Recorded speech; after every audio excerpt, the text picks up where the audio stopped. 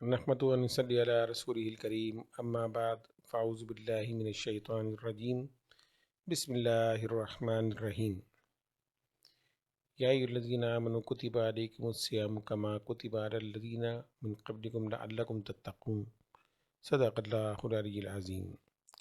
حضرات محترم، اللہ تبارک و تعالیٰ کا کرم ہے کہ ہم پر رمضان مبارک جیسا عظیم اور بابرکت مہینہ سایہ فگن ہونے والا ہے۔ یہ ہماری خوش نصیبی ہے کہ اللہ تبارک و تعالیٰ نے پھر ہمیں ایک موقع عطا فرمایا کہ ہم رمضان مبارک کی فیض و برکات سے مستفید ہو سکیں۔ میرے بزرگوں اور دوستوں، یہ ایسا بابرکت مہینہ ہے کہ حضرت سلمان فارسی سے یہ حدیث مبارکہ روایت ہے۔ حضرت سلمان فارسی فرماتے ہیں کہ سرکار دو عالم صلی اللہ علیہ وسلم نے فرمایا کہ رمضان المبارک ایک عظیم مہینہ تم پر سایہ فگن ہونے والا ہے جو بڑی برکتوں والا ہے۔ اس میں ایک رات 1000 مہینوں سے بہتر ہے۔ اللہ تعالیٰ اس مہینے کے روزے تم پر فرض کیے ہیں، اور یہ مبارک مہینہ ایسا بابرکت مہینہ ہے کہ جس میں نفل کا ثواب فرض کے برابر اور فرض کا ثواب 70 گنا زیادہ اللہ تبارک و تعالیٰ عطا فرماتا ہے۔ اس ماہ مبارک میں اللہ تبارک و تعالیٰ کی رحمت جوش میں ہوتی ہے۔ جو شخص اس ماہ مبارک میں کسی کو روزہ افطار کروائے تو اللہ تبارک و تعالیٰ اس کو جنت میں داخل فرمائے گا۔ سرکار دو عالم صلی اللہ علیہ وسلم نے جب صحابہ سے یہ ارشاد فرمایا تو چند صحابہ نے عرض کیا، رسول اللہ صلی اللہ علیہ وسلم، حضور ہم میں کچھ لوگ کمزور ہیں جن میں طاقت نہیں کہ وہ پیٹ بھر کر افطار کرا سکیں۔ سرکار دو عالم صلی اللہ علیہ وسلم نے فرمایا کہ اللہ تبارک و تعالیٰ فرماتا ہے کہ جس طرح کوئی کسی کو روزہ افطار کراتا ہے، چاہے وہ ایک کھجور سے ہی افطار نہ کرائے تو اس کو بھی اتنا ہی ثواب ملے گا جتنا روزے دار کو ملے گا۔ کوئی ایک گھونٹ پانی سے ہی افطار کرائے تو اس کو اتنا ثواب ملے گا جتنا کہ ایک روزے دار کو ثواب ملتا ہے جس کا وہ روزہ افطار کراتا ہے۔ تو یہ ایسا برکت والا اور عظیم مہینہ ہے کہ جس میں رب العالمین اپنے بندوں پر رحمت اور کرم کی بارش فرماتا ہے۔ اس ماہ مبارک میں رب العالمین نے روزے فرض کیے، جیسا کہ میں نے آیہ کریمہ آپ کے سامنے تلاوت کی۔ رب العالمین فرماتا ہے کہ ہم نے تم پر روزے فرض کیے جس طرح پچھلی امتوں پر فرض کیے تاکہ تم تقوی حاصل کرو۔ میرے بزرگوں اور دوستوں، روزہ ایک ایسی عبادت ہے کہ جو اللہ تبارک و تعالیٰ کے لیے بندہ خلوص کے ساتھ کرتا ہے، اور اس میں صبح سے شام تک صرف اپنے رب کی رضا کے لیے بھوکا پیاسا رہتا ہے۔ اور پھر اللہ رب العزت ارشاد فرماتا ہے، روزہ میرے لیے ہے اور میں ہی اس کی جزا دیتا ہوں، یا میں ہی اس کی جزا ہوں۔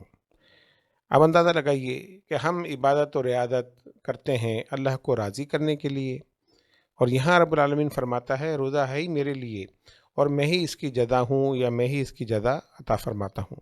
یعنی روزہ وہ عبادت ہے کہ جس سے ہمیں خالق کائنات مل جاتا ہے، اور ہم عبادت کرتے ہیں اس لیے کہ جنت ہمیں مل جائے، اور روزہ ایسی عبادت ہے جس سے ہمیں اللہ کی معرفت حاصل ہوتی ہے، رب العالمین کے ہم قریب ہو جاتے ہیں، رب العالمین کا ہمیں قرب حاصل ہوتا ہے۔ رب العالمین فرماتا ہے کہ روزے دار کے منہ سے آئی ہوئی بو مجھے مشک و عنبر سے بھی زیادہ پسند ہے۔ اس سے اندازہ لگائیے کہ روزہ کتنی بڑی عبادت ہے۔ جب اللہ تبارک و تعالی ہمیں مل گیا تو پھر ہمیں کسی اور چیز کی کیا ضرورت ہے۔ ایک واقعہ آپ کے سامنے بیان کروں۔ محمود غزنوی عظیم بادشاہ گزرا ہے، اس کا ایک غلام جس کا نام ایاز، ایک دن محمود غزنوی نے اپنے دربار میں ہیرے جواہرات سونا زمین پر بکھیر دیے اور اپنے درباریوں سے کہا کہ جس کو جو چاہیے اس پر ہاتھ رکھ دے، جو جس پر ہاتھ رکھے گا وہ اس کا ہو جائے گا۔ لوگ دوڑ پڑے، درباریوں نے سامان سمیٹنا شروع کیا۔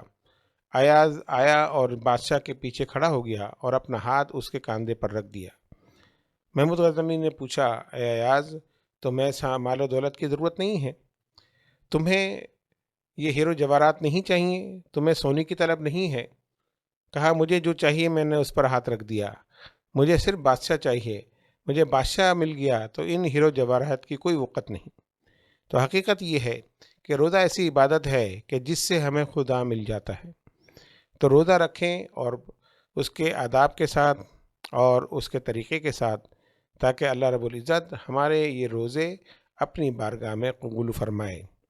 سرکار دو عالم صلی اللہ علیہ وسلم نے ارشاد فرمایا کہ قیامت میں رمضان اور قرآن روزے دار کی شفاعت کریں گے، کہ رمضان اللہ تبارک و تعالیٰ کی بارگاہ میں کہے گا، یا اللہ میں نے اس کو سارا دن کھانے پینے سے روکے رکھا تیرے لیے، اور قرآن کہے گا کہ میں نے جو ہے رات کو قرآن کے اندر اس کو مشغول رکھا اور یہ تیرا قرآن پڑھتا رہا۔ تو پھر وہ دونوں سفارش کریں گے، اللہ تبارک و تعالیٰ روزہ دار کے حق میں ان کی سفارش کو قبول فرمائے گا اور اس بندے کو جنت کا مستحق بنا دے گا۔ تو یہ بابرکت مہینہ کہ جس کے فیض و برکات احادیث کے اندر موجود ہیں، کہ اس ماہ مبارک میں رب العالمین ہر لمحے کوئی 70 لاکھ کے قریب لوگوں کو جہنم سے آزادی عطا فرماتا ہے۔ اس سے اندازہ لگائیے رحمت کتنی جوش میں ہوتی ہے۔ اتنی احادیث کے بعد ہمیں پتہ چلتا ہے کہ اس ماہ مبارک کی اہمیت ہماری زندگی میں کیا ہے، ہمیں یہ ماہ مبارک کس طرح گزارنا چاہیے، ہمیں اس ماہ مبارک کو کس طرح اللہ تبارک و تعالیٰ کی خوشنودی کے لیے گزارنا چاہیے اور اپنی عبادت کے اندر خوشی و خضوع پیدا کرنے کی ضرورت ہے۔ جب یہ ماہ مبارک شروع ہو تو کم سے کم ایک قرآن پاک ہم پورے رمضان میں ختم کریں۔ اگر آپ 4 صفحات روزانہ پڑھیں گے تو کم سے کم 20 یا 22 دن کے اندر ایک قرآن پاک ختم ہو جائے گا، اور اگر روزانہ ایک پارہ پڑھیں گے تو 30 دن میں پورا قرآن ختم ہو جائے گا۔ تو ہمیں چاہیے کہ ہم رمضان مبارک میں ایک قرآن ضرور ختم کریں۔ اس سے یہ ہے کہ قرآن کے متعلق ارشاد ہے کہ ایک لفظ جب قرآن کا ہم ادا کرتے ہیں تو ہمیں 10 نیکیاں ملتی ہیں، اور ہم اگر پورا قرآن اس ماہ مبارک میں پڑھیں گے کہ جس میں ایک چیز کا ثواب 70 گنا بڑھا دیا جاتا ہے، تو پھر اندازہ لگائیے کہ ایک قرآن پڑھنے کا ہمیں ثواب اور اجر کتنا ملے گا۔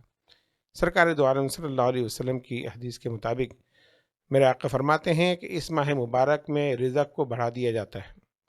یہی وجہ ہے کہ ہم پورے رمضان رزق کی تنگی کا گلہ نہیں کرتے، بلکہ خود بھی کھاتے ہیں تو دوسروں کو بھی افطار کراتے ہیں، دوسروں کے لیے بھی سحری کا انتظام کرتے ہیں۔ اللہ رب العزت نے یہ ماہ مبارک ہمیں عطا فرمایا۔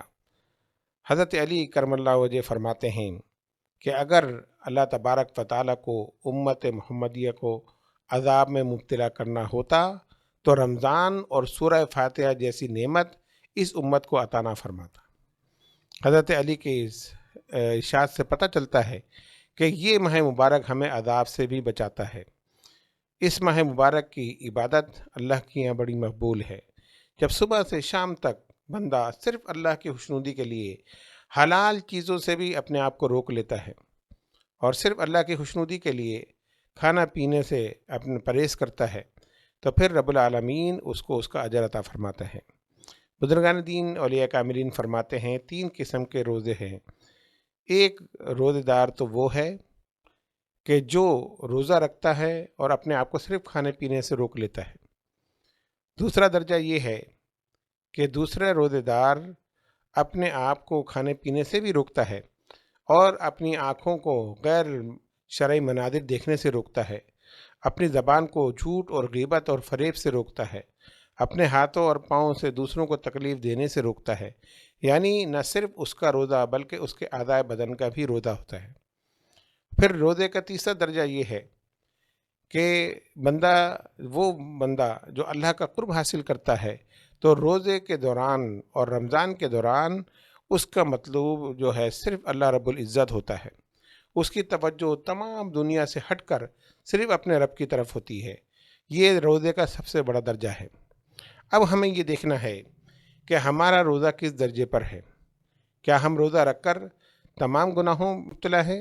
ہم زبان سے جھوٹ بھی بول رہے ہیں، ہم زبان سے غیبت بھی کر رہے ہیں، ہم لوگوں کو دھوکہ بھی دے رہے ہیں، ہم اپنے ہاتھوں سے کسی کی تکلیف بھی پہنچا رہے ہیں۔ ایسا تو نہیں کہ ہمارے بھوک اور پیاس کا روزہ ہو اور جسم کے باقی اعضاء کا روزہ نہ ہو۔ اگر ایسا روزہ ہے تو وہ روزہ بیکار ہے۔ سرکار دو عالم صلی اللہ علیہ وسلم نے فرمایا کہ جو شخص روزے کے دوران بےہودگی سے نہ بچے، جھوٹ اور فریب سے نہ بچے، تو پھر اللہ تبارک و تعالیٰ کو اس کے بھوکے رہنے کی کوئی حاجت نہیں۔ یعنی وہ روزہ رب العالمین کے لیے نہیں ہے، بلکہ اللہ تبارک و تعالیٰ ایسے روزے کو قبول نہیں فرماتا۔ تو ہمیں چاہیے کہ ہم جب روزہ رکھیں گے تو ہم اپنے اعضائے بدن کا بھی روزہ رکھیں، ہم اپنے دل کے ساتھ، تقوی کے ساتھ اور خلوص اور نیت کے ساتھ جب اللہ تبارک و تعالیٰ کی عبادت کریں، چاہے وہ روزہ ہو، تراویح ہو، قرآن کی تلاوت ہو، ذکر و اذکار ہو، آخری عشرے کے اندر ہم اعتکاف میں بیٹھیں، جو بھی عبادت اس ماہ مبارک میں کریں، خلوص دل کے ساتھ اور خلوص نیت کے ساتھ صرف اللہ رب العزت کے لیے کریں۔ سرکار دو عالم صلی اللہ علیہ وسلم نے فرمایا، یہ ماہ مبارک، اس کا پہلا عشرہ رحمت، دوسرا مغفرت اور تیسرا جہنم سے آزادی۔ اندازہ لگائیے کہ تینوں عشرے کتنے بابرکت ہیں۔ پہلے عشرے میں رحمت ہی رحمت اللہ تعالیٰ کی طرف سے نازل ہو رہی ہے۔ دوسرے عشرے کے اندر جب ہم عبادت کرتے ہیں تو ہم اللہ رب العزت کی مغفرت کا مستحق بن جاتے ہیں، اور تیسرے عشرے میں جب ہم اعتکاف کرتے ہیں اور پھر ہم راتوں کو جاگتے ہیں، آخری عشرے میں شب قدر کو تلاش کرتے ہیں، اور جب شب قدر ہمیں مل جاتی ہے تو اللہ تبارک و تعالی ہمیں جہنم سے آزادی کا پروانہ عطا فرماتا ہے۔ سبحان اللہ، پورے سال ہم سوتے ہیں راتوں کو، اگر اس ایک ماہ مبارک میں راتوں کو جاگنے کا اہتمام کریں اور ان راتوں کو عبادت سے مزین کر دیں تو سمجھ لیجئے کہ ہم یہ ماہ مبارک ہمارے لیے ذریعہ نجات بنے گا۔ سرکار دو عالم صلی اللہ علیہ وسلم نے فرمایا کہ اس ماہ مبارک میں 4 چیزوں کی کثرت کرو، ایک کلمہ طیبہ، دوسرا استغفار، تیسرا اللہ رب العزت سے جنت مانگنے کی کثرت کرو، اور جہنم سے نجات کی کثرت کرو، یعنی اللہ تبارک و تعالیٰ سے جنت مانگو اور جہنم سے نجات مانگو۔ رب العالمین کی رحمت جوش میں ہوتی ہے، وہ تمہاری دعاؤں کو اس ماہ مبارک میں قبول کرتا ہے۔ یہ تمام چیزیں ہمارے علم میں آ چکی ہیں کہ اس ماہ مبارک کی فضیلت اور اہمیت کیا ہے، اور اس ماہ مبارک میں ہمیں کیا کرنا چاہیے، ہمیں اس ماہ مبارک کا استقبال کس طرح کرنا چاہیے۔ سرکار دو عالم صلی اللہ علیہ وسلم جب یہ ماہ مبارک قریب آتا تو صحابہ فرماتے ہیں کہ حضور دعا فرماتے، الہ العالمین ہمیں اتنی زندگی عطا فرما کہ ہم رمضان کی فیض و برکات سے مستفید ہو سکیں۔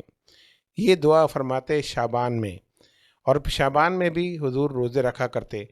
یہ ایک رمضان المبارک کے استقبال کی تیاری تھی، امت محمدیہ کے لیے ایک نصیحت تھی کہ جب یہ ماہ مبارک تم پر سایہ فگن ہونے لگے تو اس ماہ مبارک کے استقبال کی تیاری کرو، روزے رکھنا شروع کرو تاکہ تمہیں روزے رکھنے کی عادت پڑ جائے، اور پھر جب فرض روزے جو رمضان کے تم پر فرض کر دیے گئے ہیں ان روزوں کے اندر کوئی کوتاہی نہ ہو، بلکہ اپنے روزوں کو پورا کرو جب تک کہ عید کا چاند نظر نہ آ جائے۔